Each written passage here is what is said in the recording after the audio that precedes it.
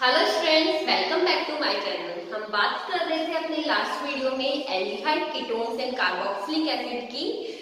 मैंने आप सभी से रिक्वेस्ट की थी कि मेरे हर वीडियो को देखने से पहले आप पुराने वाले जो वीडियोस हैं उनको जरूर देखिए और उनका जो लिंक है आपको मेरे कमेंट बॉक्स में मिल जाएगा, क्योंकि वो देखना इसलिए जरूरी है क्योंकि हर वीडियो जो है एक दूसरे से रिलेटेड होता है। अगर आप इस वीडियो को देखेंगे और पुराने वाले वीडियो को, जो इससे पहले वाला प्रीवियस वीडियो है, उसे नहीं देखेंगे तो आपको कुछ समझ में नहीं आएगा।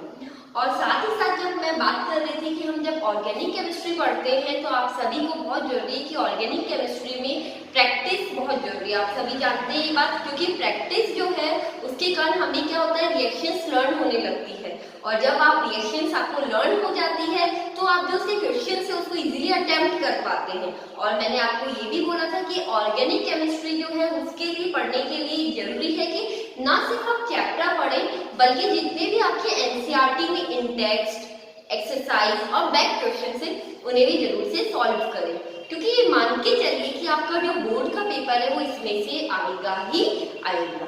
ठीक है, तो हम स्टार्ट करते हैं। हम आज जो मैं बताने जा रही हूँ, हमने जो लास्ट वीडियो में बात करी थी एल्डिहाइड कीटोन्स की प्रिपरेशन के बारे में बात करी थी। कुछ हमने नेमिंग रिएक्शंस भी पढ़ी थी और ये बोला था कि नेम रिएक्शन जो है वो बहुत ज्यादा इंपॉर्टेंट होती है, वो एग्जाम में डायरेक्टली आती है। हमने जैसे रोजेनमुंड रिएक्शन पढ़ी थी, गेटमैन-कोच रिएक्शन पढ़ी थी, इटार्ड रिएक्शन, स्टीफन्स रिएक्शन, तो ये सब देखिए बहुत ज्यादा इंपॉर्टेंट होती है। तो मैं कुछ एनसीईआरटी के क्वेश्चन सॉल्व कराना चाहती हूँ इस वीडियो में, सो दैट कि आपको पता चले कि क्वेश्चंस आपको किस तरह से आएंगे और रिएक्शंस को आपको किस तरह से लर्न करना है।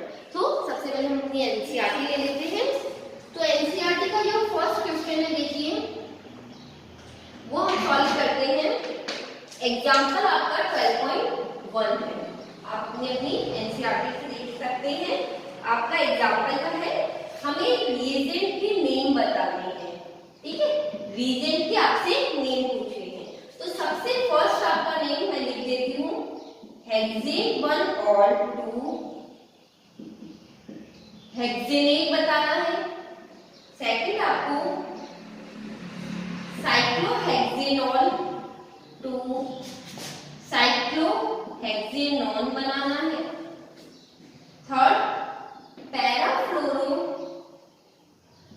टोलुइन 2 पैराफ्लोरो बेंजल्डिहाइड बताना है।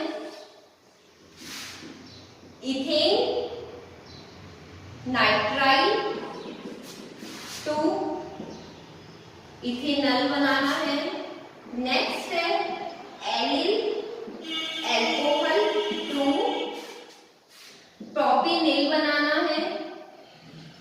और फिर लास्ट है ब्यूटुइन 2 इथेनॉल बनाना है। देखिए ब्यूटुइन 2 इथेनॉल। तो देखिए मैं आपसे ये रिक्वेस्ट करूंगी तो वीडियो पॉज करके आप खुद से सॉल्व करने का एक बार जरूर से ट्राई करें फ्रेंड्स, सो दैट आप में कॉन्फिडेंस आएगा कि आप ऐसा कर सकते हैं या नहीं कर सकते। तो जब आप में कॉन्फिडेंस आने लगेगा तो ऑर्गेनिक केमिस्ट्री पढ़ने में मजा भी आने लगेगा। तो प्लीज वीडियो पॉज करके आप इसको एक बार जरूर से सॉल्व करें, उसके बाद हम आगे बढ़ेंगे।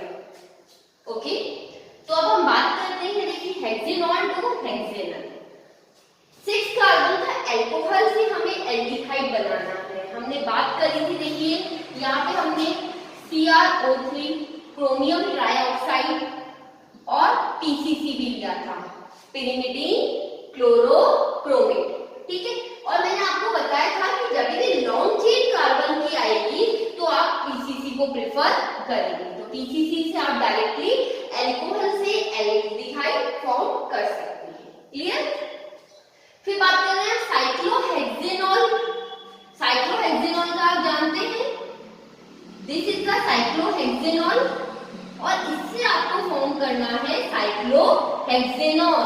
तो देखिए 2 डिग्री अल्कोहल है और 2 डिग्री अल्कोहल से आप जानते हैं उसका ऑक्सीडेशन होगा तो हमेशा कीटोन ही फॉर्म होगा। तो बहुत सिंपल सी बात है, आप इसमें कॉपर ले सकते हैं 573 केल्विन पे।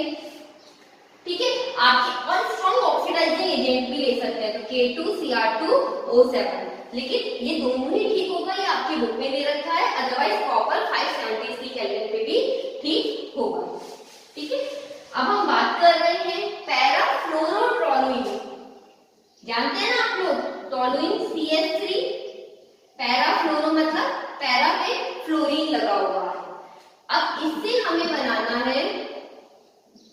फ्लोरीन है और एल्डिहाइड लेना है। फ्लोरीन ग्रुप जो है वो एडिटिव रहेगा, उसमें कोई भी चेंज नहीं आएगा। तो स्टूडेंट्स देखिए पैराफ्लोरो टोलुइन है, आपने 3 रिएक्शन पढ़ी है जिसमें टोलुइन जो ये CH3 ग्रुप है ये एल्डिहाइड में कन्वर्ट हो जाता है। तो सबसे पहले रिएक्शन पढ़ी इटार्ड रिएक्शन, अगर आपको याद हो तो क्रोमिक क्लोराइड से CH2 की प्रेजेंस में हो रहा था। दूसरी क्रोमियम ट्राइऑक्साइड एसिटिक एनहाइड्राइड से हो रहा था, आप याद है। और थर्ड रिएक्शन पढ़ी थी साइड चेन क्लोरीनेशन से। तो ये 3 रिएक्शन थी जिसमें हमने टोलुइन को हाइड्रोजनेशन करके डायरेक्टली कन्वर्ट कर दिया था एल्डिहाइड में। तो सबसे पहले या तो क्रोमिक क्लोराइड इटार्ड रिएक्शन में CH2 ले ले, फिर उसका हाइड्रोजनेशन करवा दें। क्रोमियम ट्राइऑक्साइड एसिटिक एनहाइड्राइड के साथ, फिर उसका आप हाइड्रोजनेशन करवा दें। क्लोरीन साइड चेन क्लोरीनेशन ले ले और फिर उसका हाइड्रोजनेशन करवा दें। तो ये 3 तरह के एजेंट्स हैं, इनमें से आप कोई भी ले सकते हैं, तीनों में ये कन्वर्जन हो जाएगा। क्लियर? इनको मैं एक बार रिमूव कर देती हूँ सो दैट कि हमारे पास यहाँ अच्छा स्पेस हो जाए। अब हम बात कर रहे हैं इथेन नाइट्राइल। नाइट्राइल ग्रुप जो है, this is the nitrile group, से आपको इथेनेल बनाना है। क्लियर है? आपको याद आ रहा है नाइट्राइल ग्रुप से कैसे बनाते हैं? हमने 2 लिया था, आपको याद है कुछ स्टीफन्स रिएक्शन। स्टीफन्स रिएक्शन में हमने क्या किया था? SnCl2 प्लस HCl, पहले तो ये कन्वर्ट हो रहा था इमाइन में और फिर इसका आपने हाइड्रोजनेशन करवा दिया। This is the Stephen's reaction. या इसके अलावा हम क्या ले सकते हैं? डाइबल H, डाई H, देखिए डाई आइसोब्यूटाइल एल्यूमिनियम हाइड्राइड, तो इससे भी ये फॉर्म होता है। क्लियर है स्टूडेंट्स? अब हम आगे बढ़ते हैं। Allyl alcohol to propanol. Allyl जानते हैं, जिस कार्बन पे कोई ग्रुप लगा है उसके पास वाला कार्बन डबल बॉन्ड से कनेक्ट है। ओके, तो आप ना देखिए, इनका मैं कंप्लीट कर लेती हूँ। एलएनसी प्रोपीनिल बनाना है, CHO, ये डबल बॉन्ड एडिटिव रहेगा। ठीक है, तो स्टूडेंट्स यहाँ देखिए वही OH से एल्डिहाइड बनाना है। कार्बन की लॉन्ग चेन है, PCC भी ले सकते हैं और क्रोमियम ट्राइऑक्साइड भी ले सकते हैं। आप प्रेफर करें PCC। ठीक है, ऐसा नहीं CrO3 से नहीं होगा, but PCC is more suitable for the carbon की लॉन्ग चेन। ओके, नाउ हम बात कर रहे हैं ब्यूटुइन। देखिए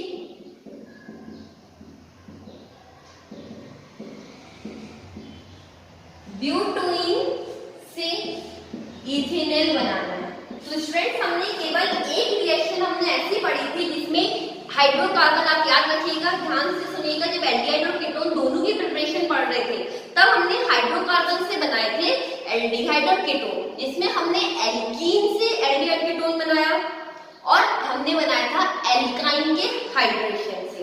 तो एल्कीन से एल्डिहाइड कीटोन कौन सी रिएक्शन से बना था? ओजोनोलाइसिस। आपको याद आ गया, ओजोनोलाइसिस से फॉर्म किया था। तो ओजोन के साथ जब रिएक्शन कराते हैं ये बॉन्ड ब्रेक होता है। फिर जिंक डस्ट, पहले ओजोन फिर जिंक डस्ट से रिएक्शन करवाते हैं, याद आ गया, वाटर के प्रेजेंस में। तो ये बन गया आपके 2 मॉलिक्यूल्स ऑफ CH3CH2। तो देखिए कितना सिंपल है, अगर आपको रिएक्शंस लर्न हो जाती है तो ये सब करना आपके लिए बहुत इजी हो जाता है। तो मैं सब ये होप करती हूँ कि आपको भी रिएक्शन बहुत इजीली आ गया हो गया। जब आपने रिएक्शन लर्न करी है तो इसको सॉल्व करना जो है वो बहुत ही सिंपल हो जाता है। अब हम इंटेक्स का एक क्वेश्चन और सॉल्व कर लेते हैं। आपको इस बार प्रोडक्ट का स्ट्रक्चर फॉर्म करना है। फर्स्ट क्वेश्चन है हमारा, आपने बेंजीन लिया, ठीक है, एनहाइड्रस AlCl3। सेकंड क्वेश्चन में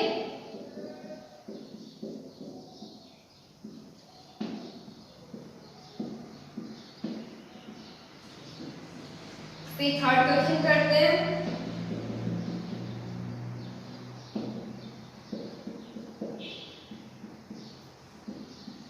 then fourth,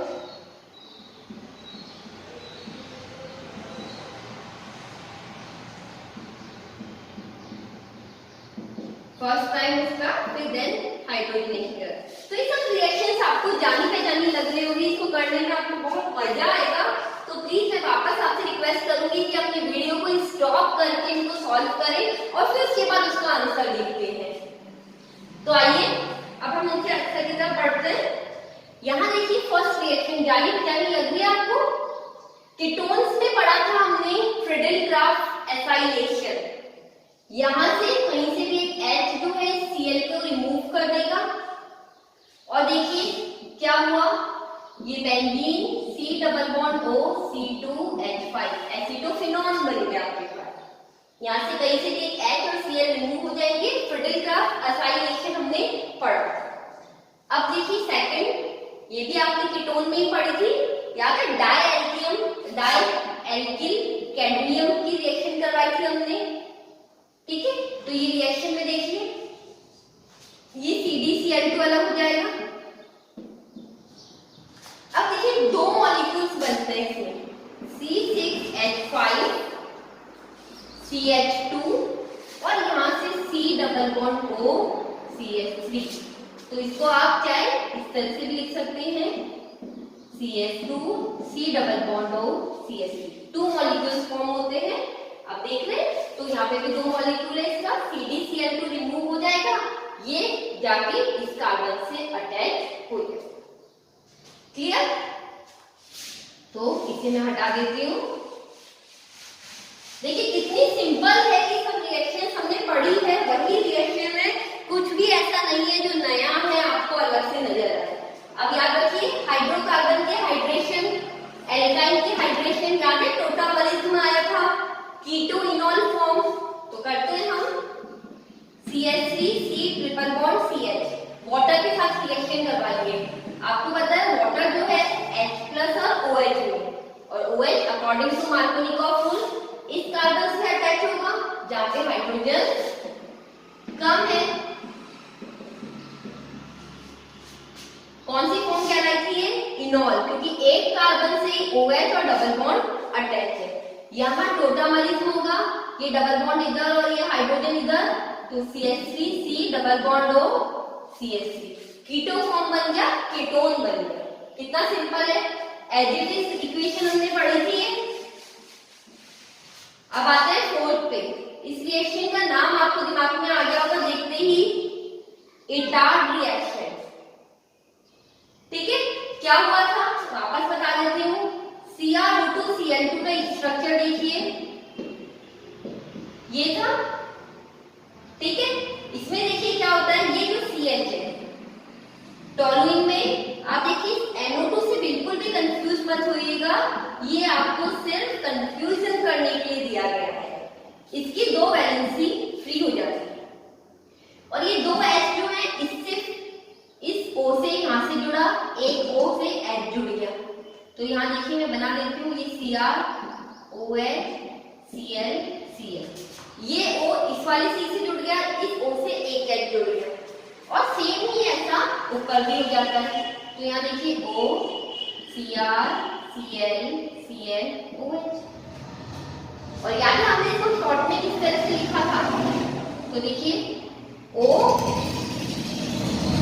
Cr OH Cl2 दो बार था, तो Cl2 होल 2। इसके बाद हमने उसका हाइड्रोजनेशन करवाया था, हाइड्रोजनेशन H3O+, यहां से ब्रेक हुआ था दो बॉन्ड और आपके पास ये बन गया था आपका CHO, NO2 as it is लिखा। तो देखिए कितना सिंपल है स्टूडेंट्स, ये सब हम पहले भी कर चुके हैं, यही सब चीजें वही हमने रिपीट किए।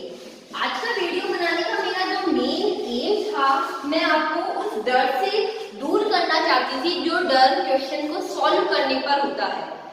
कई स्टूडेंट्स बोलते हैं कि हमें रिएक्शंस तो लर्न हो जाती है, लेकिन क्वेश्चंस करते हुए हम सब भूल जाते हैं।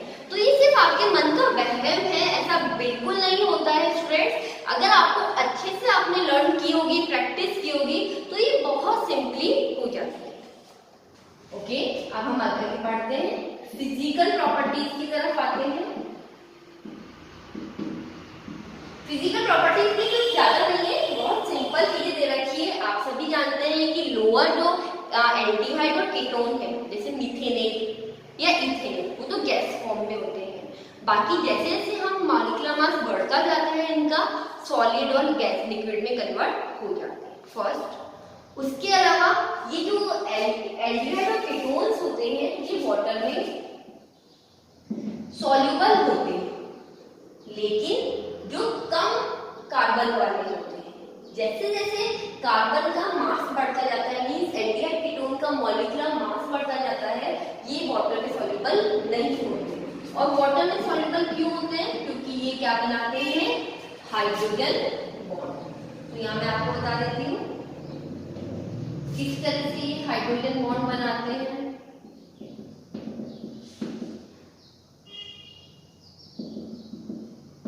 आप देखें तो लोअर एल्डिहाइड और कीटोन तो वाटर में सॉल्युबल होते हैं हाइड्रोजन बॉन्ड के कारण, लेकिन हायर एल्डिहाइड और कीटोन जो है वो वाटर में सॉल्युबल नहीं होते, क्योंकि उनमें भी बल्कि R ग्रुप आ जाता है, ठीक है, जो कि हाइड्रोफोबिक होता है। उसके अलावा हम आगे बात करें तो एल्डिहाइड और कीटोन काम में क्या आते हैं? फ्रेग्रेंस में काम में आते हैं, परफ्यूम में काम में आते हैं, बहुत अच्छी फ्लेवरिंग एजेंट होते हैं। और सबसे इंपॉर्टेंट देखिए, एल्डिहाइड और कीटोन जो है, यहाँ पे ये देखिएगा ध्यान से,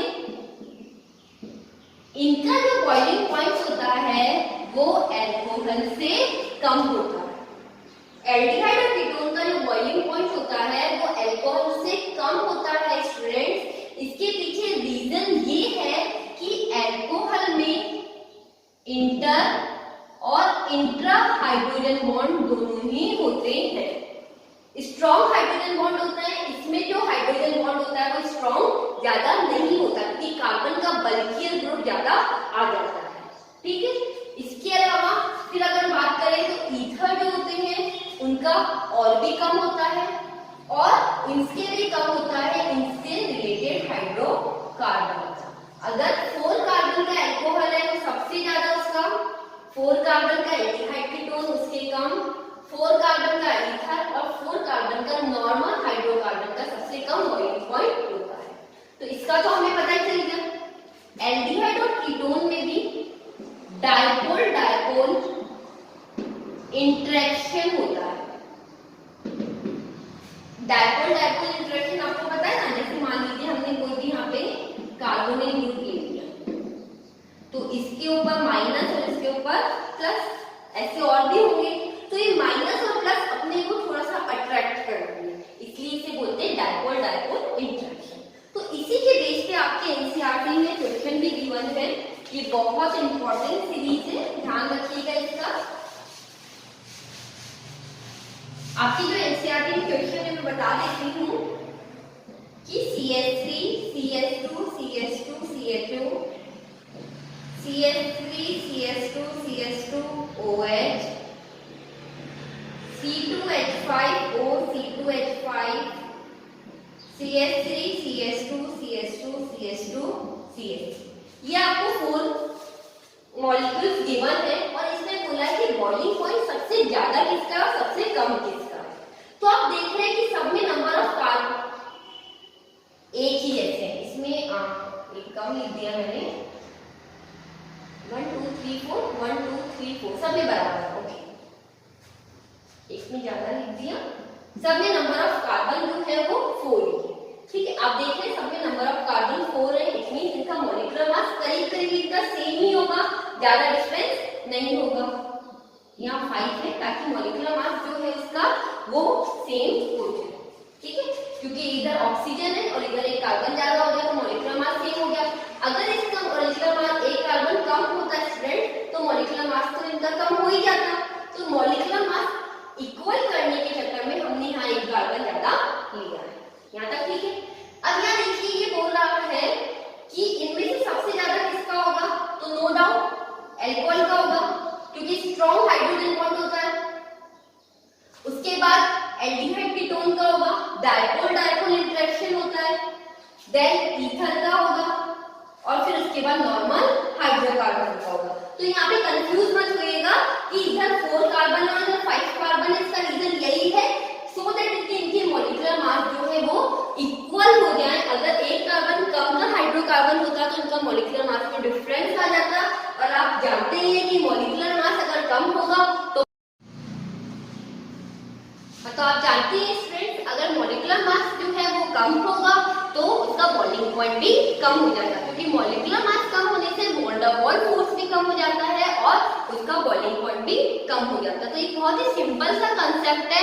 जैसे जैसे मॉलिक्यूलर मास बढ़ता जाएगा वॉन डेर वाल्स फोर्स भी बढ़ता जाएगा और उसका बॉइलिंग पॉइंट भी इंक्रीज होता जाएगा। लेकिन यहाँ सभी का मॉलिक्यूलर मास सेम था, तब आप उसका हाइड्रोजन बॉन्ड और डाइपोल डाइपोल इंटरेक्शन से उसके बारे में आप ध्यान रखेंगे कि किसका बॉइलिंग पॉइंट ज्यादा है। तो इसी के साथ हमारा ये फिजिकल प्रॉपर्टीज का टॉपिक कंप्लीट होता है फ्रेंड्स। नेक्स्ट वीडियो में हम बहुत ही इंपॉर्टेंट टॉपिक के बात करेंगे, वो है न्यूक्लियोफिलिक एडिशन रिएक्शन।